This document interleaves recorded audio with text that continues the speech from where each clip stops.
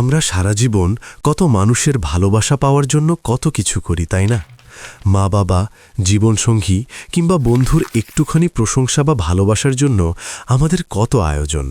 কিন্তু একবার কি ভেবে দেখেছেন, এই মহাবিশ্বের মালিক, যিনি আপনাকে সৃষ্টি করেছেন, সেই আরশের অধিপতি কি আপনাকে ভালোবাসেন?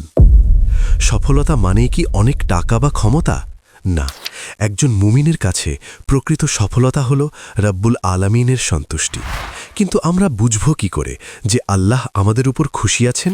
প্রিয় দর্শক, আল্লাহ যখন তার কোনো বান্দাকে ভালোবাসেন, তখন তার জীবনে অত্যন্ত সূক্ষ্ম কিন্তু গভীর কিছু পরিবর্তন আসতে শুরু করে। আজ আমি আপনাদের সাথে এমন 4টি লক্ষণের কথা বলবো, যা আপনার জীবনে থাকলে বুঝে নেবেন আল্লাহ আপনাকে তার রহমতের চাদরে জড়িয়ে রেখেছেন। প্রথম আলামতটি হল মানুষের হৃদয়ে আপনার জন্য এক অদৃশ্য টান। আপনি হয়তো খুব সাধারণ একজন মানুষ, আপনার অনেক টাকা নেই বা আপনি খুব সুন্দর করে কথা বলতে পারেন না, কিন্তু দেখবেন সমাজের নেককার ও দিনদার মানুষগুলো আপনাকে দেখলেই এক ধরনের প্রশান্তি পায়, তারা আপনাকে শ্রদ্ধা করে। এটি কেন হয় জানেন? একটি বিখ্যাত হাদিসে রাসূলুল্লাহ সাল্লাল্লাহু আলাইহি ওয়াসাল্লাম বলেছেন, আল্লাহ যখন কোনো বান্দাকে ভালোবাসেন, তখন জিবরাইল আলাইহিস সালামকে ডেকে বলেন, আমি অমুককে ভালোবাসি, তুমিও তাকে ভালোবাসো। এরপর জিবরাইল আলাইহিস সালাম আসমানের ফেরেশতাদের মাঝে ঘোষণা দেন এবং শেষে জমিনে তার জন্য এক কবুলিয়াত বা গ্রহণযোগ্যতা তৈরি করে দেওয়া হয়। বিজ্ঞান বলে আমাদের অবচেতন মন অন্যের এনার্জি বা ভাইব বুঝতে পারে। যখন আপনার সম্পর্ক আল্লাহর সাথে মজবুত হয়, তখন আপনার অজান্তেই আপনার চেহারায় এবং আচরণে এক ধরনের নূর বা প্রশান্তি চলে আসে, যা ভালো মানুষকে আপনার দিকে টানে। দ্বিতীয় আলামত হল, আল্লাহ যখন কাউকে ভালোবাসেন, তখন তার ভেতরকার সবচেয়ে বড় পরিবর্তনটি আসে তার চাওয়া পাওয়ার ধরনে। খেয়াল করে দেখবেন, আমাদের চারপাশে এক অদ্ভুত ইঁদুর দৌড় চলছে। সবাই আরও টাকা, আরও ক্ষমতা, আরও সুখ্যাতির পেছনে অন্ধ হয়ে ছুটছে। কিন্তু আল্লাহ যাকে তার আপন করে নেন, তার হৃদয়ে তিনি এক ঐশ্বরিক তৃপ্তি বা কানায়াত ঢেলে দেন। তখন সেই বান্দার কাছে দুনিয়াটা একটা মাধ্যম হয়ে যায়, গন্তব্য নয়। কল্পনা করুন, আপনি একটা বিশাল সমুদ্রের মাঝখানে একটা ছোট নৌকায় করে চলছেন। বেঁচে থাকার জন্য নৌকার চারপাশের পানি আপনার প্রয়োজন, কিন্তু সেই পানি যদি একবার নৌকার ভেতরে ঢুকতে শুরু করে, তবে নৌকাটি ডুবে যাবে। আমাদের জীবনটাও ঠিক তেমনি। এই দুনিয়া বা সম্পদ হলো সেই পানি যা আপনার জীবন চালানোর জন্য দরকার। কিন্তু আল্লাহ যখন কাউকে ভালোবাসেন, তিনি দুনিয়ার সেই মোহ বা পানিকে আপনার হৃদয়ের চারপাশটা এমন এক অদৃশ্য দেওয়াল দিয়ে ঘিরে দেন, যা আপনাকে সম্পদ বা পদের মোহে ডুবতে দেয় না। আপনার কাছে তখন কোটি টাকা থাকলেও আপনি বিনয়ী থাকেন, আবার পকেটে 1 টাকা না থাকলেও আপনি রাজকীয় প্রশান্তিতে থাকেন, কারণ আপনি জানেন আপনার আসল ধনভাণ্ডার আপনার রবের কাছে জমা আছে। আল্লাহ তাআলা সূরা আল হাদীদের 20 নম্বর আয়াতে এই বাস্তবতাকে কত সুন্দর করে ফুটিয়ে তুলেছেন। জেনে রেখো, দুনিয়ার জীবন তো কেবল খেলাধুলা, আমোদ প্রমোদ, জাকজমক, তোমাদের পারস্পরিক অহংকার আর ধন সম্পদ ও সন্তান সন্ততিতে আধিক্যের প্রতিযোগিতা মাত্র। আর পার্থিব জীবন তো প্রতারণার সামগ্রী ছাড়া আর কিছুই নয়। আল্লাহ যখন আপনাকে এই প্রতারণার সামগ্রী থেকে মানসিকভাবে মুক্ত করে দেন, তখন বুঝবেন আপনি তার বিশেষ প্রিয়। আল্লাহর ভালোবাসার আরও একটি গুরুত্বপূর্ণ নিদর্শন হল বেশি বেশি বিপদ আপদ আসা। কখনো লক্ষ্য করেছেন, আমাদের চারপাশে এমন কিছু মানুষ আছেন যারা অসম্ভব ভালো মনের মানুষ? তারা 5 ওয়াক্ত নামাজ পড়েন, মানুষের ক্ষতি করেন না, সারাক্ষণ আল্লাহর স্মরণে থাকেন, কিন্তু দেখা যায় তাদের জীবনেই একের পর এক বিপদ আসে। কখনো মারাত্মক অসুস্থতা, কখনো ব্যবসায় ধস, কখনো বা আবার নিজের সবচেয়ে প্রিয় মানুষটিকে হারানোর শোক।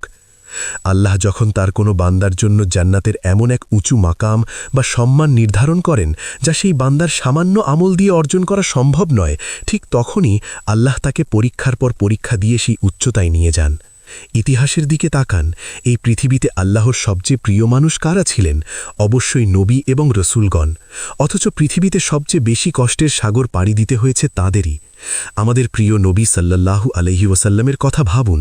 তিনি আল্লাহর সবচেয়ে প্রিয় হওয়া সত্ত্বেও শৈশবে এতিম হয়েছেন, নিজের সন্তানদের দাফন করেছেন নিজের হাতে, দিনের পর দিন পেটে পাথর বেঁধে অনাহারে কাটিয়েছেন।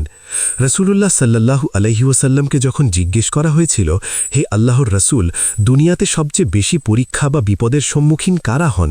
তিনি উত্তরে বলেছিলেন, নবীগণ, তারপর যারা তাদের নিকটবর্তী, নেককার, এরপর যারা তাদের নিকটবর্তী। আরও একটি বিখ্যাত হাদিসে রাসূলুল্লাহ সাল্লাল্লাহু আলাইহি ওয়াসাল্লাম বলেছেন, মুমিন বান্দা তার রোগ শোক দুঃখ কষ্ট এমনকি তার পায়ে একটা কাঁটা বিঁধলেও আল্লাহ তার বিনিময়ে তার গুনাহসমূহ ক্ষমা করে দেন। সবশেষে আমি যে নিদর্শনের কথা বলবো সেটি আসলে আল্লাহর ভালোবাসার সবচেয়ে শক্তিশালী এবং জীবন্ত প্রমাণ। সেটি হলো আপনার অবচেতন মনে ইবাদতের প্রতি এক ধরনের আসক্তি তৈরি হওয়া।